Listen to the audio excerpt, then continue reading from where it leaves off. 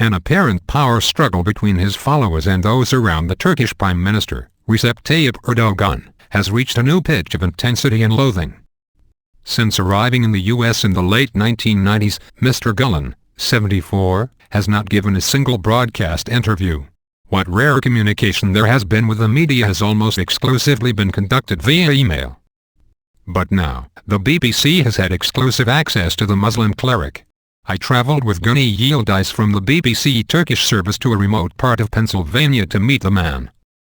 In the interview, Mr. Gulen denied using his influence to start investigations into alleged corruption among senior members of Mr. Erdogan's Alaska party, which have led to a number of police commissioners being sacked and to some of Mr. Erdogan's allies being arrested.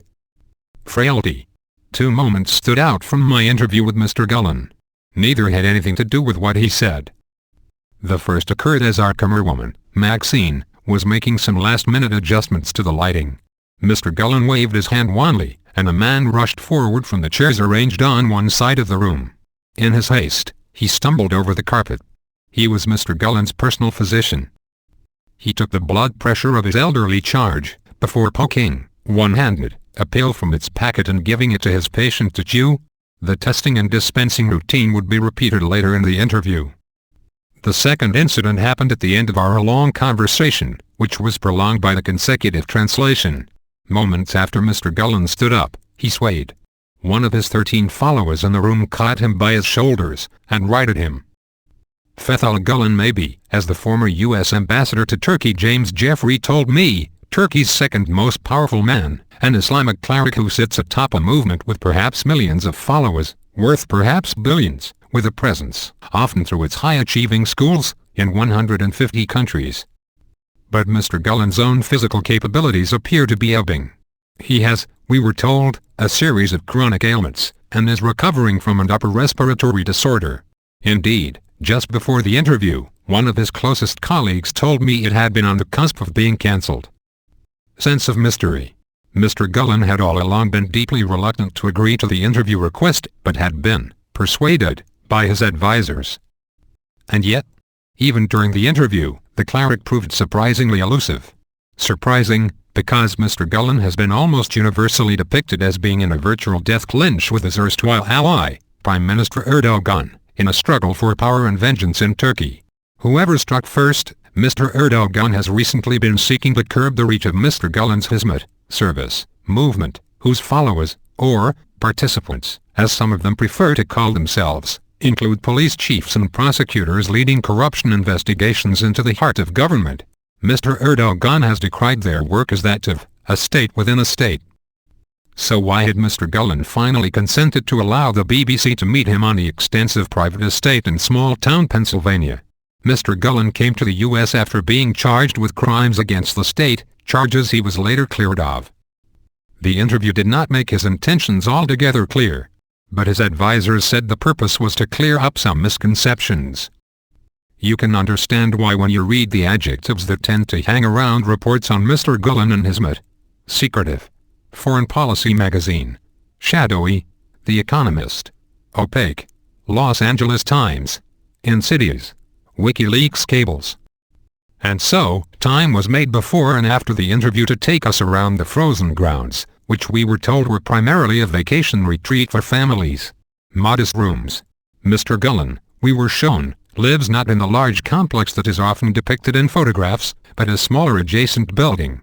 We were taken to see his office and minuscule bedroom with single bed. 12 of us, not including Mr. Gulen, squeezed into his private space to look at his collection of sand from Turkish beaches, his dark wooden bookshelves, his low-slung single bed with a furry brown cushion at one end, his prayer mat and outsized Quran. When we did eventually meet, he appeared a man in discomfort. Occasionally the smallest of smiles would play at the corners of his mouth.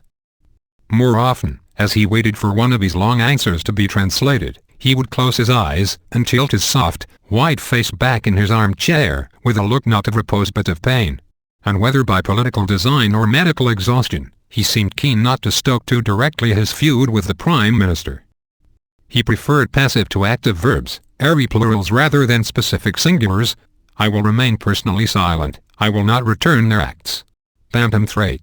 of Hizmet's alleged direct involvement in the corruption investigations, he said that some of the demoted, sacked or reassigned members of the police and judiciary were not linked to us. These moves were made to make our movement appear bigger than it already is and to frighten people about this non-existent phantom threat. Why, in that case, have so many people, academics, newspapers, diplomats without a dog in the fight, suggested that it is inconceivable that he, Mr. Gulen, did not give the direct order for the net to close in on Mr. Erdogan's allies? Particularly after Mr. Erdogan had moved to close down Hizmet schools in Turkey? It is not possible for these judges and prosecutors to receive orders from me. I have no relation with them. I don't know even 0.1% of them. But also a tinge of sarcasm. People in the judiciary and the police carried out investigations and launched this case, as their duties normally require. Apparently they weren't informed of the fact that corruption and bribery have ceased to be criminal acts in Turkey. There was a time when there was a clear overlap in ambition between the apparently mild Islamic approach of this cleric and the apparently mild Islamism of the Alaska Party under its coming man, then new Prime Minister, Recep Tayyip Erdogan. But were there not equally clear signs of divergence now, for example over Mr. Erdogan's embrace of peace talks with the armed Kurdish separatists, led by their jailed leader Abdullah Öcalan? Kurdish tensions.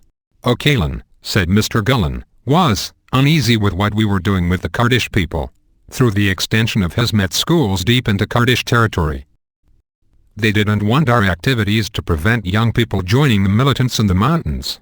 Their politics is to keep enmity between Kurdish and Turkish people. The establishment of schools and investment in the region were regarded as if they were against the peace process. What of the heightening of tensions between Turkey and Israel in recent years? They try to portray us as a pro-Israeli movement, in the sense that we have a higher regard for them than our nation. We are accepting them as a people, as part of the people of the world. These quotations are culled and distilled from what others tell me is his peculiarly Baroque language. One of his disciples explained that 15% of his speech is unlike anything normally heard in Turkish, Shakespearean rather than modern English, he said. So given that, and given how I had seen, just in that room, and in the tortured process it had taken to set up the interview, the devotion shown by his followers, I asked a pointed question, seeking a direct answer. If you, Mr. Gulen, were back in Turkey this year for the forthcoming local elections, and then presidential elections, in which Mr. Erdogan is widely expected to run, in the hope of ruling with enhanced powers, who would you vote for? Mr. Gulen draws back, then hints, draws back again, hints again. I don't have the intention to say anything on that matter.